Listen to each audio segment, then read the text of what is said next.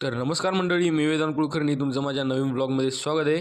तर आज आपण आपलं ग्रामदैवत तर शृंगऋषी महाराज तिथे जाणार आहे. तर चला आपण सगळ्यात पहिले गेट उघडून घेऊया. गेट वगैरे उघडलं तर चला. तर मित्रांनो, आपण चला तयारी वगैरे करूया आणि जाऊया श्री शृंगऋषी महाराजाच्या मंदिरात.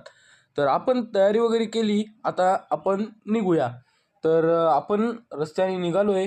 हे बघा हिरवगार वातावरण आणि आपण आलोय गेटजवळ.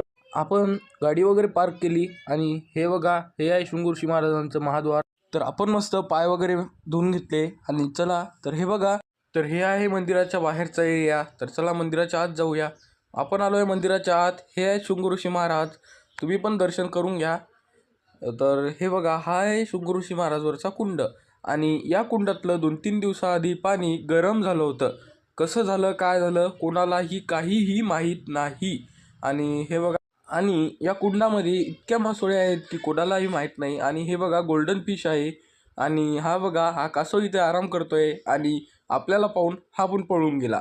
तर चला. आणि कुंडामध्ये खूप भरपूर गोल्डन फिश आणि अनेक वेगवेगळे मासे आहेत. तर या कुंडामध्ये हा हात कशाचा आहे, काय आहे, याबद्दल आपण नेक्स्ट पार्टला बघूया. तर बाय बाय.